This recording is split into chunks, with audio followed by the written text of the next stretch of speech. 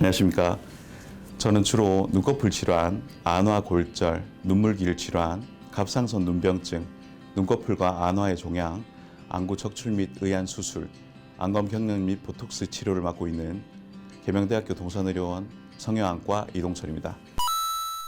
눈물 흘림증은 눈물 배출의 장애를 가진 환자들이 호소하는 주 증상을 얘기합니다. 눈물이 많으면 보이는 사물이 흐려지고 뺨으로 흘러넘치게 되어서 일상생활이 많이 불편함을 느끼게 됩니다. 특히 눈물길 폐쇄로 눈물 주머니에 화농성 분비물이 차게 되면 아침에 눈곱이 많이 끼게 되고 환자들이 눈물 주머니를 직접 이렇게 눌러서 분비물을 배출시키는 방법을 터득하기도 합니다. 주로 여름보다는 겨울에 그 증상이 더 심해지는 것이죠.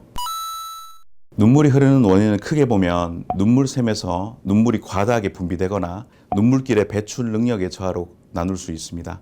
먼저 눈물이 과다하게 나오는 경우는 눈꺼풀염이라든지 알러지, 결막염 등이 생기면서 눈 앞쪽이 과다하게 자극 증상이 일어나게 되고 그렇게 되면 눈물이 과다하게 분비됩니다. 배출 능력이 좋더라도 눈물이 계속 고이는 증상이 나타나게 될 수 있고, 두 번째로 눈물점에서부터 눈물관을 통해서 코로 배출되는 이 배출 기능에 이상이 생기면 눈물이 더 고일 수가 있겠습니다. 그렇다면 첫 번째 눈물점을 막을 수 있는 이 결막 이완이라든지 아니면 눈물점 자체에 염증이 있다든지 또 눈물관에 염증이 생기게 된다면 눈물이 아무리 적더라도 배출이 되지 않아서 또 눈물이 고이는 그런 증상들이 나타날 수 있겠죠. 그래서 이 크게 두 가지, 눈물 과다하게 나오거나 또는 눈물 배출이 잘 되지 않는 그 두 가지 경우에 의해서 눈물 흘림이 발생하게 됩니다.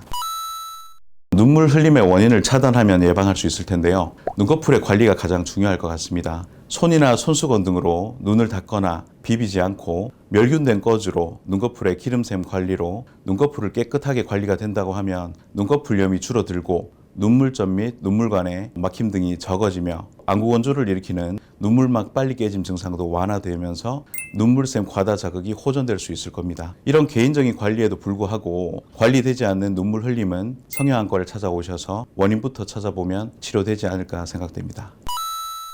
눈물 흘림의 치료도 원인에 따라 다양합니다만 비수술적 치료로는 앞서 말씀드린 눈물 흘림 예방과 같이 눈물샘 과다 자극을 일으킬 수 있는 눈꺼풀 질환 및 안구 건조 치료를 안약 및 티트리 오일 눈꺼풀염 치료제를 사용해 없애면 눈물 흘림이 적어져 수술을 하지 않고도 눈의 불편함을 없앨 수 있습니다. 물론 과다한 증상으로 수술적 치료로 넘어가게 되는 경우도 생기는데요. 이 수술적 치료는 주로 눈물길이 막히는 폐쇄에 의해서 생기게 됩니다.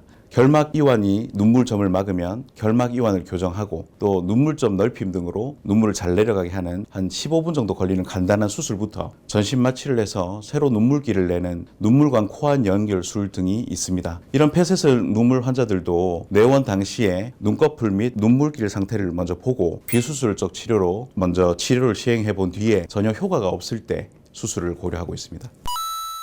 눈물 흘림 환자는 전 연령에 걸쳐 성별에 관계없이 내원해 사람들과의 관계 그리고 생활의 불편함을 항상 호소하십니다. 원인을 알면 비교적 쉽고 간단하게 눈물 흘림을 없앨 수 있습니다. 오래 놔둘수록 염증에 의해 더 큰 수술적 치료를 해야 할 수 있으므로 증상이 있으면 되도록 빠르게 계명대학교 동산병원 성형외과를 방문해 주셔서 편리한 일상을 되찾길 바랍니다. 감사합니다.